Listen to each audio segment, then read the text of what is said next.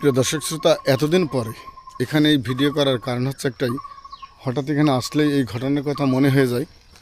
দিনটাই মরে গেলেও আমি তো অসুস্থ ছিলাম, আমি পা বাসন খেলাম, আমি এদিন নামাজও পড়তে পারলাম না। তিনজনই একদম স্পট ডেড। হ্যাঁ, একদম জায়গায় মেরিল। প্রিয় দর্শক শ্রোতা, রায়পুর থেকে আসা যে রাস্তাটা, এটার ডান পাশ দিয়ে চলে যাচ্ছে খালিশপুরের বাজারে এবং এর বাম পাশে একটা রাস্তা আছে, এটা গ্রামের ভিতরে চলে যায়। এই জায়গায় এই ভিডিওটা করার কারণ হচ্ছে, আজ থেকে 3 বছর আগে এখানে একটা মর্মান্তিক ঘটনা ঘটে। সেটা হচ্ছে মোটরসাইকেল অ্যাক্সিডেন্ট। এই মোটরসাইকেল অ্যাক্সিডেন্টে জায়গায় 2 জন মারা যায় ঘটনাস্থলে এবং বাকি একজনকে কোটচাঁদপুর কোটচাঁদপুর স্বাস্থ্য কমপ্লেক্সে নিলেও পরবর্তী তাকে রেফার করে যশোর এবং তারপরে ঢাকায়, এবং তারপরের দিন সেই ছেলেটাও মারা যায়। অল্প বয়সে 3 জন যুবক মারা যায় এই ঘটনাস্থলে। এই জন্যই আকস্মিক দুর্ঘটনা এড়ানোর জন্য নির্দেশনা, ইঞ্জিন চালিত গাড়ি আস্তে চালানোর জন্য অনুরোধ করেছেন অনুরোধক্রমে খদ্দ খালিশপুর গ্রামবাসী।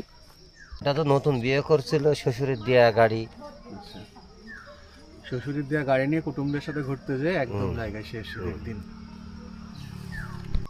প্রিয় দর্শক শ্রোতা, এতদিন পরে এখানে এই ভিডিও করার কারণ হচ্ছে একটাই, হঠাৎ এখানে আসলেই এই ঘটনার কথা মনে হয়ে যায়। তো আমি যারা মোটর সাইকেল চালান, বিশেষ করে ইয়ং বয়স বা স্টুডেন্ট যারা, আমি আপনাদেরকে অনুরোধ করব যে মোটর সাইকেল আপনাদের মানে নিয়ন্ত্রণের বাহিরে নেবেন না। ও অতিরিক্ত কোনো কিছু ভালো না, আসলে অতিরিক্তর ফলাফল খারাপ হয়। তবে আমি একটাই অনুরোধ করব, একেবারে না ফেরার চাইতে দেরিতে ফেরা অনেক ভালো। একেবারে না ফেরার চাইতে দেরিতে ফেরা অনেক ভালো।